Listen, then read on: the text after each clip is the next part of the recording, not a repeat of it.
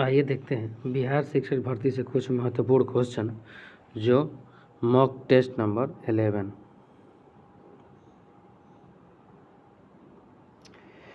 Company के अंशधारी होते हैं कंपनी के स्वामी। नेक्स्ट, साझेदारी में नए साझेदार का प्रवेश होता है, सर्वसम्मति से होता है। नेक्स्ट, साझेदारों में लाभ हानि का बंटवारा किया जाना चाहिए, साझेदारी संलेख के अनुसार किया जाना चाहिए। नेक्स्ट, बैंक समाधान विवरण है, ग्राहक द्वारा तैयार किया गया विवरण होता है। नेक्स्ट, न्यूनतम किराया निर्धारित करने का मुख्य मूल्य उद्देश्य है भूस्वामी की नियमित आय बनाए रखना है। बैंक समाधान विवरण में रोकड़ बही की बाकी लेने पर अंत में कौन सी बाकी निकाली जाती है? बैंक बाकी। ने विनिमय विपत्र लिखा जाता है, लेनदार द्वारा लिखा जाता है। कॉपीराइट के अधिकार शुल्क की राशि निर्धारण का आधार है कुल विक्रय। किस्त भुगतान पद्धति में किस्त का भुगतान किया जाता है निश्चित समयांतर पर। लाभ हानि खाते का शेष हस्तांतरित किया जाता है चिट्ठे में। लाभ प्राप्ति के अनुपात की गणना की जाती है साझेदार द्वारा अवकाश लेने पर। एक व्यापारी अपने यहाँ लाभ हानि लेखांकन के किस स्वरूप को अपनाता है? वित्तीय लेखांकन को अपनाता है। बही खाते का प्रमुख उद्देश्य है व्यवहारों का लेखा करना। पुष्पालन का प्रारंभ कहाँ हुआ था? इटली में हुआ था। लेखांकन पुष्पालन की कौन सी क्रिया है? उत्तरवर्ती क्रिया होती है। लेखांकन के सामान्य सिद्धांतों की परख किस प्रकार की जा सकती है? उपयोगिता के आधार पर की जा सकती है। लेखांकन सिद्धांतों की उत्पत्ति किस प्रकार हुई है? समान स्वीकृति द्वारा हुई है। पुष्पालन अपनाया जाता है धर्मार्थ संस्थाओं द्वारा, केवल व्यापारियों द्वारा, केवल उद्योगपतियों द्वारा। लेखांकन में प्रत्येक लेन देन के पश्चात संपत्तियों तथा दायित्वों की बराबरी का संतुलन है बना रहता है। किसी व्यापार के दायित्व 42,496 एवं स्वामी क्षमता 24,900 तक कुल संपत्तियों का मूल्य होगा। दोनों को जोड़ देंगे तो आ जाएगा। दोहरा लेखा प्रणाली में खतौनी किस अवस्था में की जाती है? वर्गीकरण की अवस्था में की जाती है। प्राप्तकर्ता को ऋणी एवं देने वाले को ऋणी धनी, यह नियम लागू होता है व्यक्तिगत खातों पर। ख्याति या साख खाता क्या है? वास्तविक खाता होता है। आहरण खाते की प्रकृति है व्यक्तिगत खाता होता है। उधार विक्रय निम्न में से किस में अभिलेखित किया जाता है? विक्रय बही में। खुदरा या रोकड़ बही शेष होता है एक संपत्ति पर। विक्रय पुस्तक भाग है एक जनरल का। जनरल में लेखा किया जाता है तिथिवार से। प्राय बिल बही यानी बिल्स रिसेबल बुक्स किसका भाग है? जनरल का भाग है। अग्रदायी प्रणाली इम्प्रेस सिस्टम किसके संबंध में प्रयुक्त होती है? लघु रोकड़ बही। रोकड़ बही किस प्रकार की बही है? प्रधान एवं सहायक बही होती है। जनरल के विभाजन पर मुख्य जनरल का प्रयोग निम्न में से किसके लिए नहीं होता या होगा? उधार बिक्री लेखे के लिए। तलपट बही, तलपट किस बही से तैयार किया जाता है? खाता बही से किया जाता है। खतौनी का निम्न में से क्या उद्देश्य है? सभी लेन देनों को एक स्थान पर एकत्रित करना। भवन की मरम्मत कराने का व्यय भवन खाते में लिख दिया जा गया तो बताइए किस प्रकार की अशुद्धि है? सैद्धांतिक अशुद्धि है। रोकड़ बही में बैंक शेष होता है संपत्ति।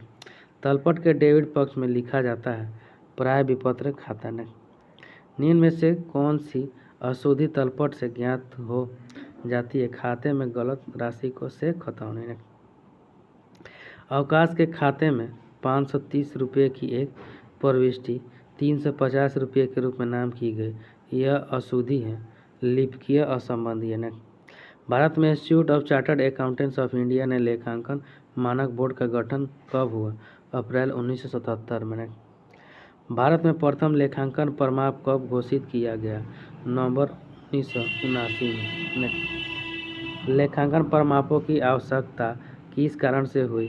लेखांकन में एक रूपता लाने हेतु।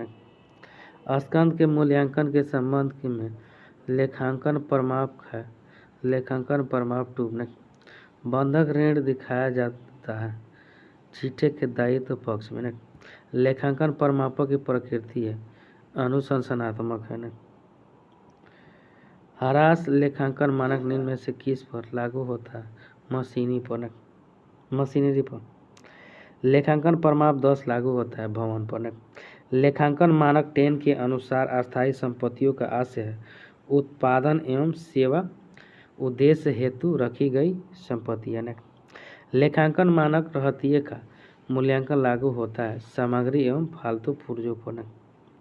विदेशी शाखाओं की अस्थायी संपत्तियों के ह्रास को किस दर पर परिवर्तित किया जाता है? प्रारंभिक एवं तिथि विशेष दर पर। व्यापारिक खाता क्या है? नाममात्र का खाता होता है।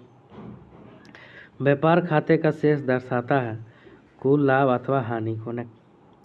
व्यापार खाते में लिखे जाते हैं माल के क्रय संबंधित व्यय को लिखे जाते हैं। इनमें से प्रत्यक्ष व्यय है आवक गाड़ी भाड़ा होता है। निम्न में से कौन सा प्रत्यक्ष व्यय नहीं है? सीमा शुल्क। यदि अंतिम स्टॉक 1,68,000 और बेचे गए सामान की लागत 1.5 लाख है तो कुल लाभ 10,000 तब माल का क्रय 1,64,000 है तो प्रारंभिक स्टॉक की राशि क्या होगी? 92,800। यदि विक्रय 60,000 सकल लाभ लागत का 1/3 है तो क्रय 49,000 और अंतिम स्टॉक 9,000 है तो प्रारंभिक स्कंद कितना होगा? 5,000 का। किसी व्यापार के सकल लाभ की दर लागत पर 33.33% है तथा विक्रय का 2,11,200 है तो सकल लाभ की राशि कितनी होगी? 52,800। लाभ हानि खाते का शेष हस्तांतरित किया जाता है पूंजी खाते में। यदि चिट्ठा तरलता क्रम में बनाया जाए तो संपत्ति पक्ष में पहली मद है प्राय विपत्र। यदि चिट्ठा अस्थायी क्रम में बनाया जाए तो संपत्ति पक्ष में पहली मद होगी ख्याति। तरल संपत्तियां हैं नगद रोकड़ बैंक में रोकड़ देनदार। निम्न में से कौन एक चालू दायित्व में सन्निहित नहीं होता है? संभाव दायित्व। अवकाश ग्रहण की स्थिति में दायित्व के मूल्य में वृद्धि का आशय होगा अवकाश ग्रहण करने वाले साझेदार को हानि। वार्षिक वृद्धि खाते की राशि साझेदारी की मृत्यु पर हस्तांतरित की जाती है साझेदारों के पूंजी खाते में। ए बी और सी 5:3:2 के अनुपात में साझे हैं साझेदार या साझे हैं। बी अवकाश ग्रहण करता है तो ए और सी का तो बी इसमें हटा देंगे तो ए और सी तो ए 5 और सी के मान 2 हो जाएगा 5:2 हो जाएगा। ना संयुक्त जीवन बीमा पॉलिसी का शेष छीठे में दिखाया जाता है समर्पण मूल्य पर दिखाया जाता है। पुनर्मूल्यांकन खाता अवकाश ग्रहण पर प्रभावित करता है साझेदारों के पूंजी खाते को। वृद्धि पर ब्याज दे होने पर क्रेडिट होगा वार्षिकी की खाता में।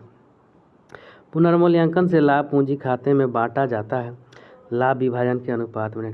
जब साझेदार के प्रवेश के बाद पुराने साझेदार पुस्तकों में संपत्तियों एवं दायित्वों पुराने मूल्यों पर दिखाने का विचार करते हैं तो समायोजन हेतु खाता खोला जाता है स्मारक पुनर्मूल्यांकन खाता। ने साझेदार को वेतन दिया गया तो परिवर्तनशील पूंजी खाता विधि में इस वेतन का लेखा होगा पूंजी खाते में। समायोजन तलपट में न दिखाई जाने वाली मद है अंतिम स्टॉक। ने न्यूनतम किराए की राशि निम्न में से किसके आधार पर निर्धारित की जाती है? समय अथवा क्षेत्रफल के आधार पर। निम्न में से कौन सा मूल्य सबसे अधिक होता है? किराया क्रय का मूल्य सबसे अधिक होता है। निम्न में से किसके द्वारा कार्यशील पूंजी में वृद्धि नहीं होती है? चल संपत्तियों में कमी होने पर। कंपनी के पार्षद सीमा नियम में कौन सी पूंजी का उल्लेख किया जाता है? अधिकृत पूंजी। ने मोहन और श्याम साझेदार थे जो लाभ हानि का विभाजन 3:1 के अनुपात में करते थे। अंकित को लाभ के 1/4 भाग के लिए फर्म में प्रवेश किया गया तो नया लाभ अनुपात क्या होगा? 9:3:4 ने। यदि व्यवसाय के आधी लाभ 2 लाख और 10% वार्षिक ब्याज पर 3 वर्षों के क्रय के आधार पर रुपये का वर्तमान मूल्य 0.248 है तो वार्षिक वित्तीय विधि से आज से ख्याति होगी 49,740 ने। अवकाश ग्रहण करने वाले साझेदार को मिलता है पूंजी, ख्याति, वेतन, लाभों के हिस्सा, पुनर्मूल्यांकन का लाभ। Thank you friend. अच्छा लगता है लाइक, सब्सक्राइब और शेयर जरूर करें, साथ में बेल आइकन का बटन दबाना नहीं।